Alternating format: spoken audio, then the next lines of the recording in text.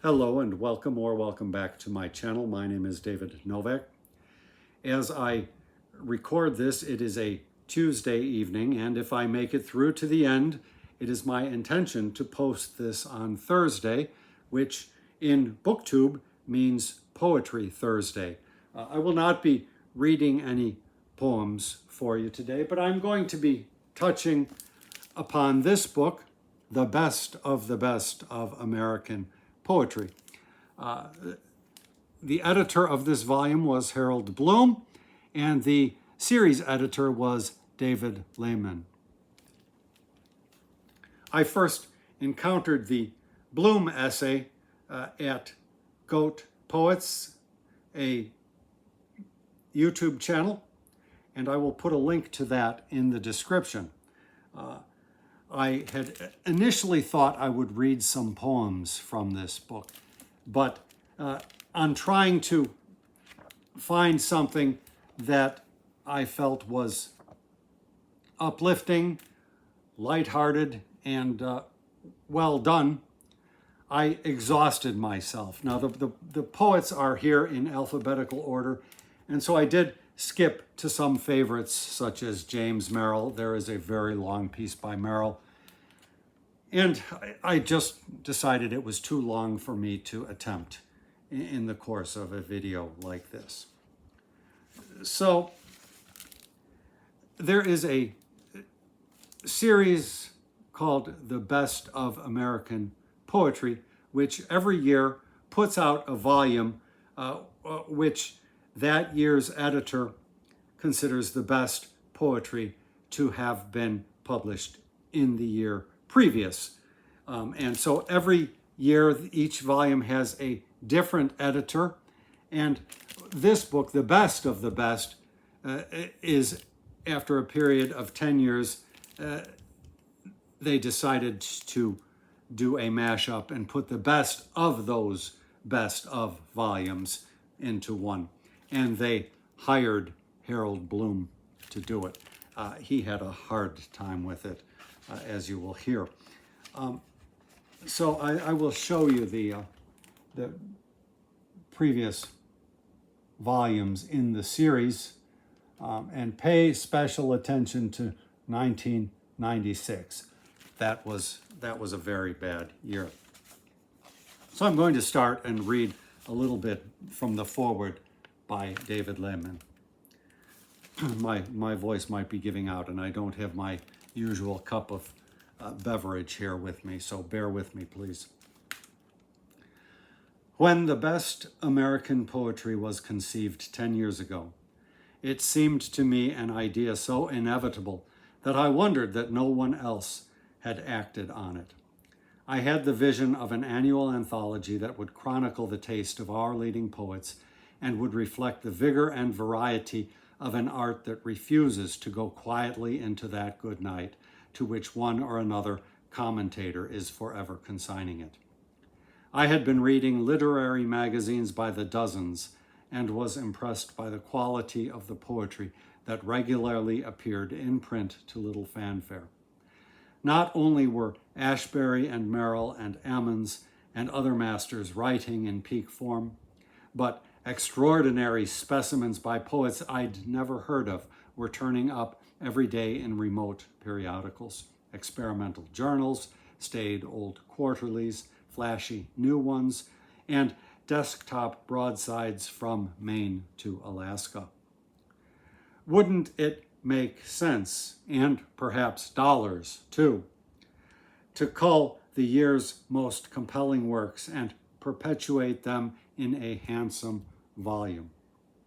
Done right, the anthology could transcend sectarian differences and tribal conflicts in a spirit of generosity and ecumenicism, but with the firm insistence that aesthetic excellence must be the paramount imperative. We would honor the notion that poems from rival traditions can consort together to their mutual advantage. Well, as I say, you will not hear from me how the consorting goes in this volume. I'm sure that this is easily available at your library or probably online for a song if it is your thing.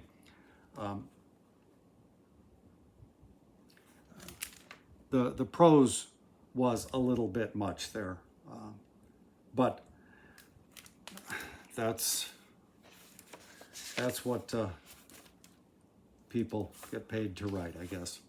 So I skip ahead to more of the series editor's remarks and just say this.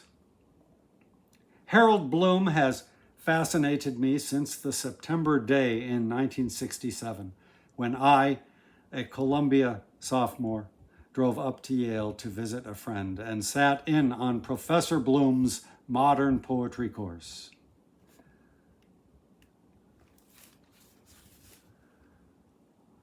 I have never felt fascinated by Professor Bloom.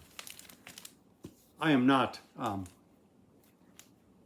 averse to the man in his stature of literary critic. I liked his television persona better than anything of his which I have read.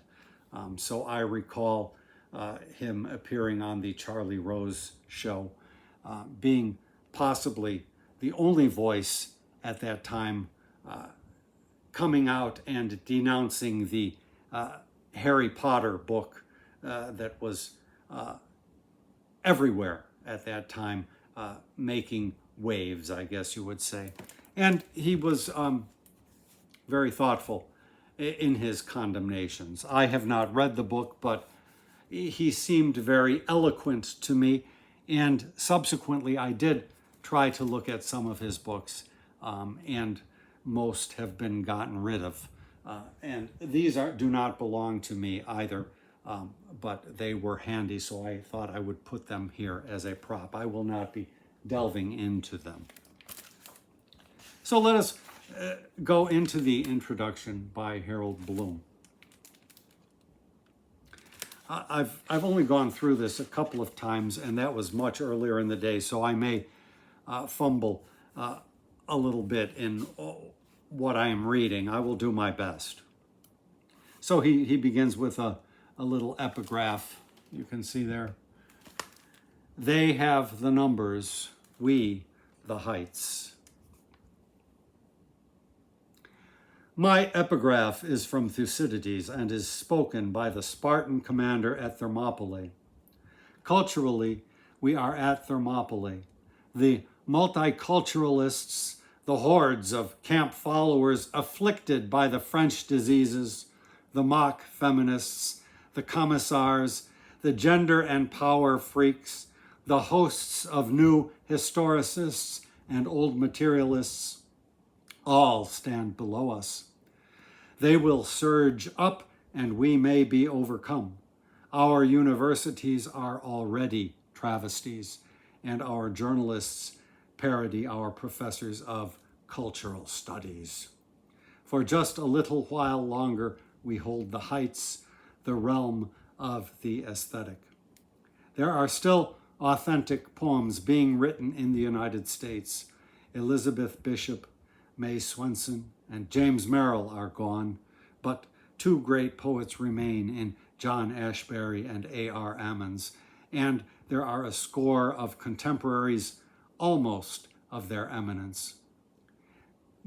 This anthology cannot assert that it contains all of the best poets and poems of the last decade.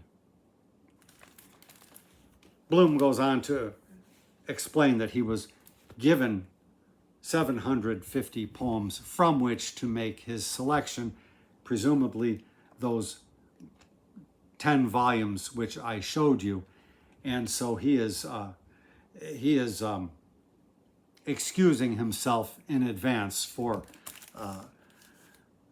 what may, to some degree, be classed as a defeat. So I said to pay close attention to the year 1996, I think. Haha. Adrian Rich did not do a good job with that volume. One of the 10 volumes is not represented at all. ... I will just skip over a whole bunch here. That 1996 anthology is one of the provocations for this introduction, since it seems to me a monumental representation of the enemies of the aesthetic who are in the act of overwhelming us. It is of a badness not to be believed, because it follows the criteria now operative. What matters most are the race, gender, sexual orientation, ethnic origin, and political purpose of the would-be poet. I ardently wish that I were being hyperbolical, but in fact, I am exercising restraint, very difficult for a lifelong aesthete at the age of 67. One cannot expect every attempt at poetry to rival Chaucer and Shakespeare, Milton and Wordsworth, Whitman and Dickinson, Wallace Stevens and Hart Crane. But those poets and their peers set the measure. Any who aspire to poetry must keep such exemplars always in mind. Sincerity, as the divine Oscar Wilde assured us, is not nearly enough to generate a poem. Bursting with sincerity, the 1996 volume is a stuffed owl of bad verse, and of much badness that is neither verse nor prose. How could this have happened? The last 30 years of intellectual decline provide the answer. Cultural guilt. Enthusiastic. I would stop there, but I am not sure about something about the next sentence.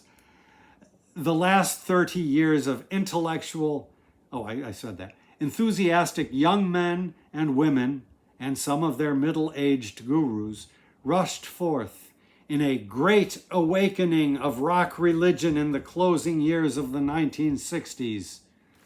What the heck is a great awakening of rock religion? So somebody has to tell me.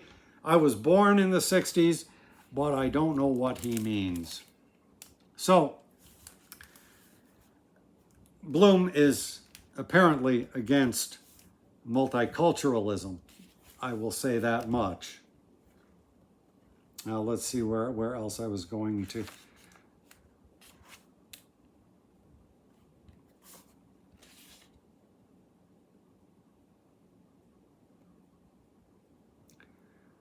How could this have happened?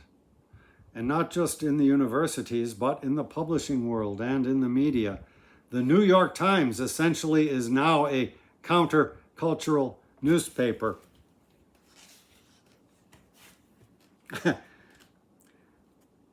Noam Chomsky and Chris Hedges would probably dispute that. This whole culture wars thing strikes me as tedious by now. This book was from what year? The last volume included was 1997. So 25 years ago, does that sound right? Something like that? And it's been going on.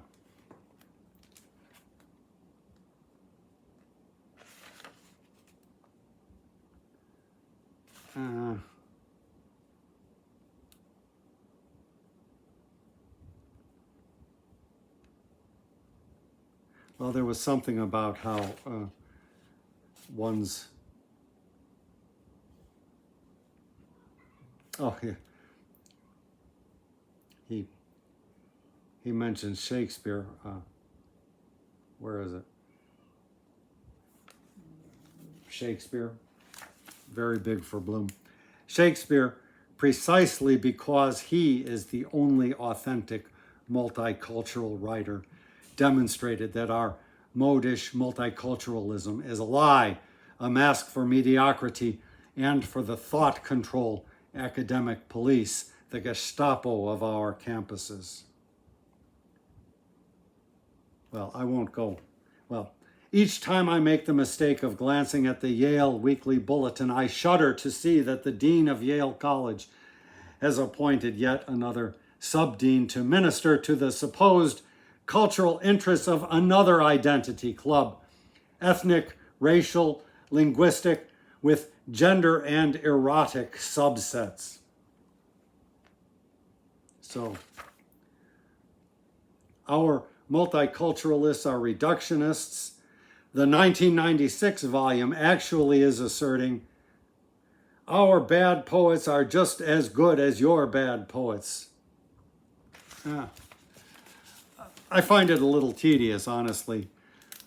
If you follow the rule that most things done are bad, what is there to get worked up about here?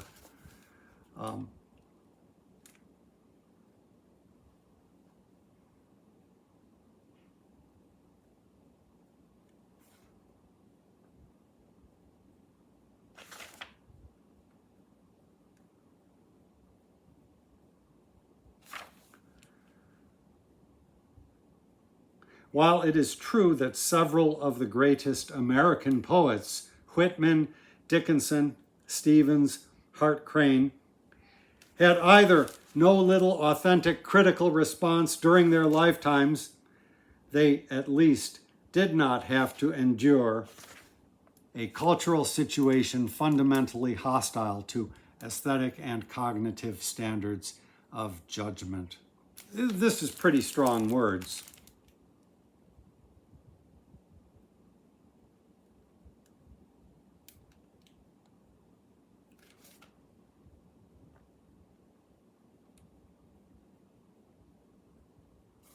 I thought that this sentence was pretty. Yeah, as you can see, I'm just cherry picking sentences.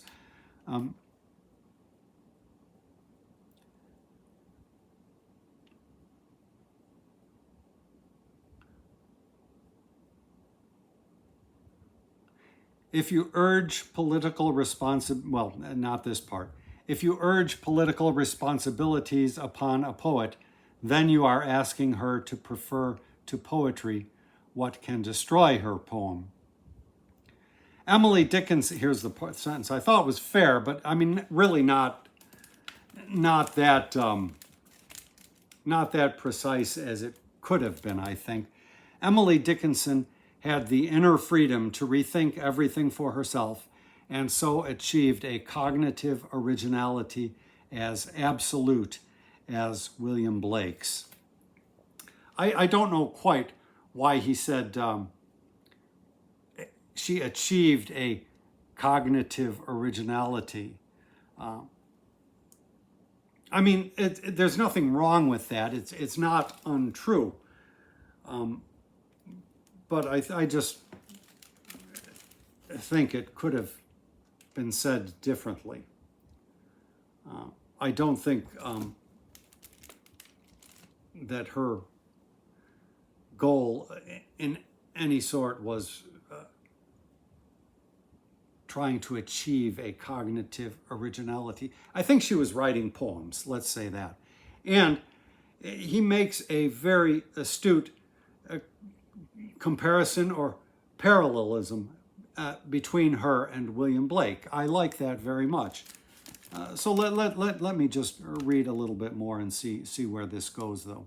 And if you urge political responsibilities upon a poet, who is urging political responsibilities upon a poet? Some poets have felt them, I suppose, but isn't the poet writing of his or her own volition, or as I would say, of the muse's volition? So who else is doing this urging that Bloom is talking about? He uses the pronoun you. Let's see. If you urge political responsibilities upon a poet, then you are asking her to prefer to poetry what can destroy her poem. Emily Dickinson, I mean, again, a person writing has the freedom to write what they want. And if they want the poem that they write to be politically focused, so be it. If they want it to be about a fish in a fishbowl, so be it. I do not go quite so far as Bertolt Brecht to say that every poem must have its political edge. So he expressed that you cannot talk about the rain falling down upon the grass. You must say the rain falling down upon the privately owned property. He is correct, grandly speaking, but he at times let his didacticism overwhelm him. And anyhow, I shouldn't have brought Brecht into this regardless. Let me try to read this to you. If you urge political responsibilities upon a poet, then you are asking her to prefer to poetry what can destroy her poem. Emily Dickinson had the inner freedom to rethink everything for herself and so achieved a cognitive originality as absolute as William Blake's. She had economic and social advantages that Walt Whitman did not enjoy, yet, like Whitman, she did not have to confront ideological persuasions either irrelevant or inimical to aesthetic ambitions. Wallace Stevens could take for granted the autonomy of the aesthetic. How would harmonium otherwise have been possible? ... So I really don't know what to make of this. Poets arise here and there, and they are beholden to no one but their muse. You may have some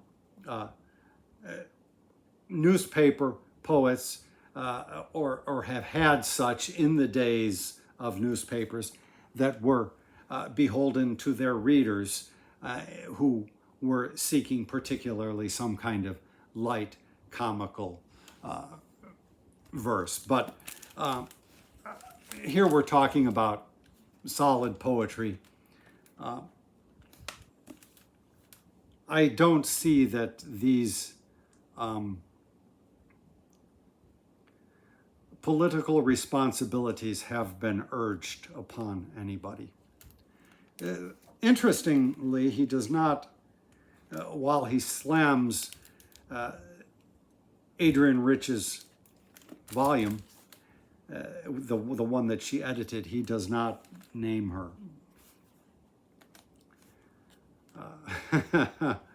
I am sure that the acid dripping from his pen was lost on nobody. Everybody knew who he meant. So that was that. I don't think I will read anymore, and I think I may have skipped a juicy tidbit that I had intended. Now, in addition to these poems, and I really tried to look at some, and I did actually find some interesting ones that I liked, but they tended to be long, and so I just decided I'm not going to read the poems. I'm not up for reading that much poetry anymore. But pleasantly, the volume also includes excerpts from the introductions written by each of these 10 volumes editors. And so I thought I would read a little bit from Donald Hall. Now, Donald Hall is the one name upon this list that I would consider as a great poet. His greatness is derived on the basis of one poem. For me, that is enough. All one needs is to have written that one poem, and that qualifies. But I've always liked his prose, and so they only print a couple of paragraphs from his installment here, and I will read to you what he had to say, if I can find it.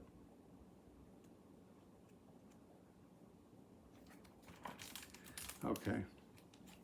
So I will read David Lehman's introduction to it first, and then I will read the 2 paragraphs which Donald Hall wrote. In his introduction to the Best American Poetry 1989, Donald Hall mounted a spirited defense of poetry and counteracted the mosquito whine of complaint and self-pity that seems an unfortunate fact of literary life. Quote, "We poets love to parade as victims. We love the romance of alienation and insult," unquote, he wrote. Yet there is also a, quote, "lovable and sweet," unquote, reason for the poet's self-deprecation. Quote, "Some of us love poetry so dearly that its absence from everybody's life seems an outrage," unquote. The essay ran in Harper's under the heading, "Death to the Death of Poetry." So this is what Donald Hall wrote, which has been excerpted here. 60 years after Edmund Wilson told us that verse was dying, Joseph Epstein, in commentary, reveals that it was murdered. That was a big essay at the time, Who Killed Poetry? Of course, Epstein's golden age, Stevens, Frost, Williams, is Wilson's time of demoralized weakness. Everything changes and everything stays the same. Poetry was always in good shape 20 or 30 years ago. Now it has always gone to hell. I have heard this lamentation for 40 years, not only from distinguished critics and essayists, but from professors and journalists who enjoy viewing our culture with alarm. Repetition of a formula under changed circumstances with different particulars does not make a formulaic complaint invalid. It suggests that the formula represents something besides its surface. In asking who killed poetry, Joseph Epstein begins by insisting that he does not dislike it. Quote, "I was taught that poetry was itself an exalted thing," unquote. He admits his, quote, "quasi-religious language," unquote, and asserts that, quote, "it was during the 1950s that poetry had this religious aura," unquote. Did Mr. Epstein go to school during the 1950s? If he attended poetry readings in 1989 with unblinkered eyes, he would watch 20-year-olds undergoing quasi-religious emotions, one of whom almost certainly will write an essay in the 2020s telling the world that poetry is moldering in its grave. Worship is not love. People who at the age of 50 deplore the death of poetry are the same people who in their 20s were taught to exalt it. The middle-aged poetry detractor is the student who hyperventilated at poetry readings 30 years earlier, during Wilson's Pound Sandburg era, or Epstein's Aura era of T.S. Eliot and Wallace Stevens, Robert Frost, and William Carlos Williams. After college, many people stop reading contemporary poetry. Why not? They become involved in journalism or scholarship, essay writing or editing, brokering or solid waste. They backslide from the undergraduate church of poetry. Years later, glancing belatedly at the poetic scene, they tell us that poetry is dead. They left poetry, therefore they blame poetry for leaving them. Really, they lament their own aging, don't we all? But some of us do not blame the poets. I think that is actually a fitting rebuke of Harold Bloom. Bloom going into his Chicken Little act.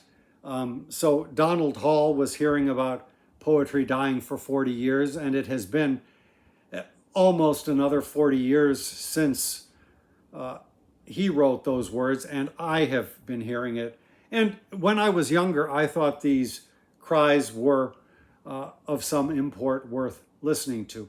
The Joseph Epstein essay is definitely worth reading, but the genre did not end there.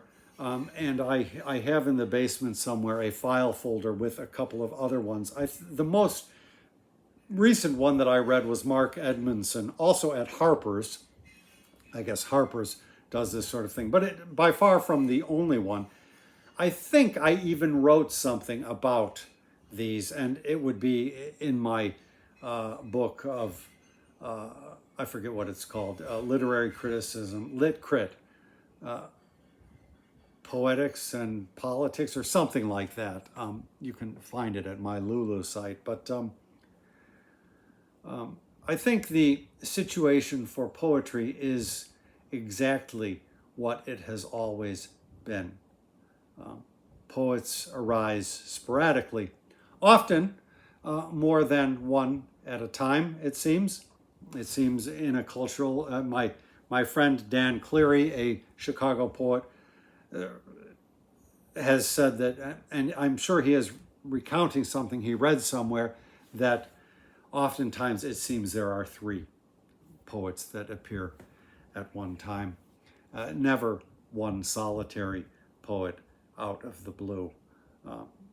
But still, it is not that every person out there devoting himself to the art of poetry, if you will, is going to be a Wordsworth or a Walt Whitman. It is just impossible. And so I think Bloom's essay mainly serves as a railing against what he calls multiculturalism. I guess the thought is, and something that I read suggested this, that if a white person writes a bad poem, he should, regardless, get first place in the queue ahead of some other person, person of color. A man should get first place ahead of a woman. What is the word now? Heteronormative should, kind of makes me shudder, get first place ahead of, what is the counterpoint to that? Divergent? I mean, the terminology is not very good. I think most people tend to be not heteronormative. What would be the right word? Sexual normative, which would be whatever. Sorry, I didn't mean to go into this, but I think right now we are facing a global climate catastrophe. It seems to be irreversible at this time. The planet has heated up more in the last year than even the best scientists predicted it would. So when the dominoes start to fall, it may, and most assuredly must, I think, be beyond anybody's expectations. It is unknowable whether humans or human society and culture will survive the onslaught. But if human beings survive, then I think it is needless to say that poetry will survive. The status of poetry has not changed. Poetry, I am sure, is still being written in garrets and alcoves all over the English language, and it just may be a while in coming. These things don't percolate into the light overnight, and certainly some may be lost. Emily Dickinson's poetry, but for the clear-sightedness of Thomas Wentworth Higginson, would surely have been lost. So other peers of hers may well have been lost to the memory hole of time. But that is the conditions under which human lives are lived. Think of how many of the great classics of Greece come down to us, but in one single copy. It's not an unusual thing, and we just must abide by the whims of fate. Thank you very much for stopping by my channel.